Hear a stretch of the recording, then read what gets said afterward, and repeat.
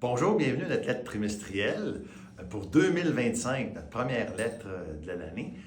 Excusez le retard sur cette lettre, mais je voulais absolument attendre l'entrée au pouvoir du deuxième mandat de Donald Trump, qui était le 20 novembre, donc le lundi le 20, qui était supposément presque comme l'an 2000, le bug de l'an 2000. Tout le monde attendait la fin du monde, les avions qui s'écroulent, les bombes nucléaires. En fin de compte, il ne s'est pas produit grand-chose, là.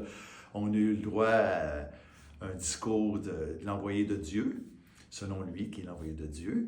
Mais en gros, lundi, c'était férié là, pour les Américains parce que c'est la journée d'inauguration. Mais il ne s'est pas passé grand-chose sur les marchés boursiers. Puis, la majorité des décrets présidentiels qui vont se faire, là, ils se font dans les 100 premiers jours. Donc, il va se passer beaucoup de choses dans les 100 premiers jours. Puis, comme c'est son deuxième mandat, il a fait un mandat, vous le savez, en 2016 à 2020.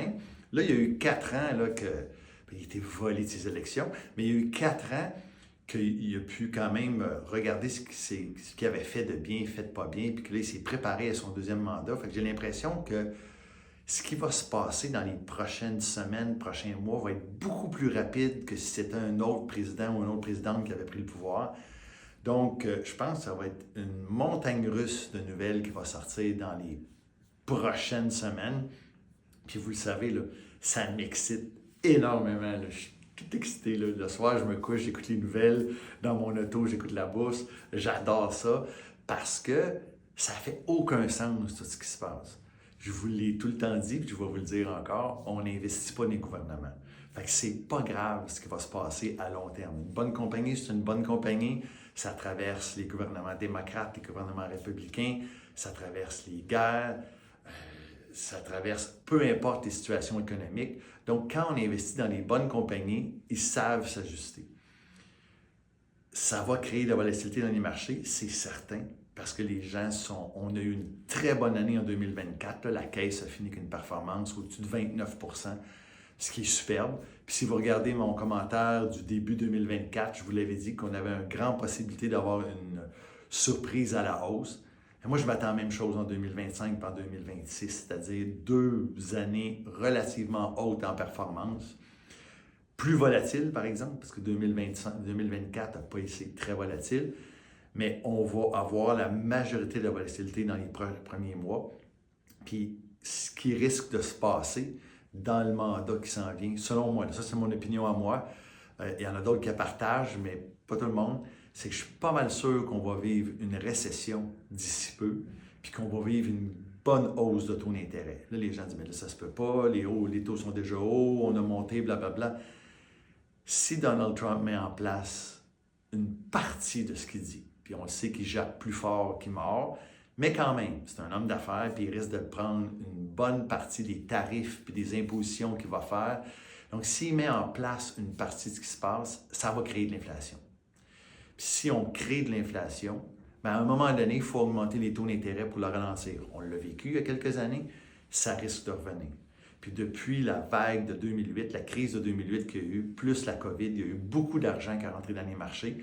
Donc, il n'en suffirait pas beaucoup pour que l'inflation reparte dans une deuxième vague. Le gros de la question, c'est est-ce que cette vague de hausse de taux d'intérêt-là et l'inflation va arriver et créer une récession? Ou on va avoir une récession qui va arriver avant, ce qui va créer une légère baisse de taux, puis qu'après ça, l'inflation va arriver, puis on va avoir la hausse de taux. Est-ce qu'on va avoir l'œuf ou la poule ou l'œuf? Il n'y a pas d'enveloppe, là. C'est la poule ou l'œuf ou la poule. Aucune idée. Mais on se prépare dans le portefeuille pour ça. C'est-à-dire que j'aime les compagnies qui ont des bons cash flows, qui se transigent des bénéfices relativement faibles, qui n'ont pas beaucoup ou aucune dette. Donc, dans le portefeuille, vers quoi je m'enligne, c'est vers des compagnies qui sont très saines financièrement. Donc, peu importe ce qui se passe, on va passer à travers. Même si la volatilité, on va passer à travers. J'ai quand même beaucoup de liquidités comparativement à d'autres périodes dans l'histoire des 4 années de la caisse. Donc, je suis prêt. J'ai ma liste d'épicerie, puis j'attends les spéciaux, j'attends le Boxing Day.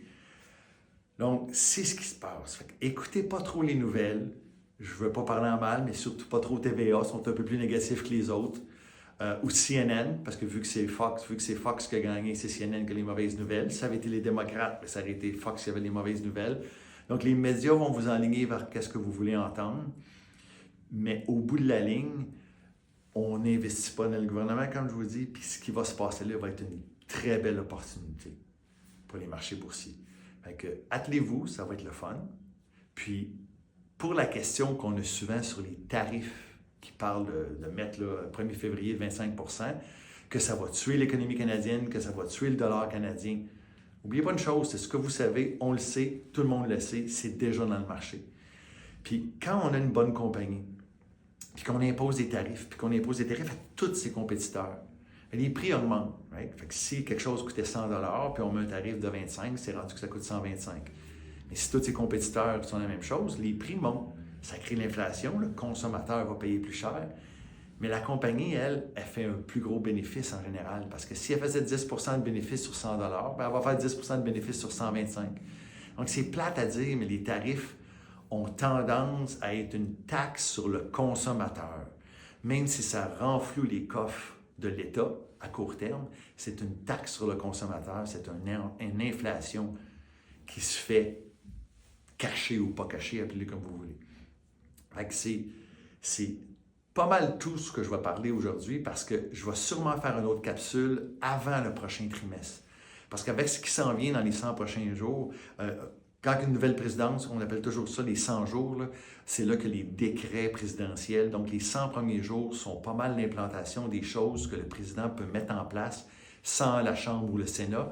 Donc, Trump étant Trump, il risque de bouger dans les prochains 15-20 jours. Donc, je vais sûrement revenir vous en discuter, voir ce qui s'est passé, comment on est affecté dans la caisse. Mais stressez pas, on est sur les aguets. J'ai pas de vacances qui s'en viennent.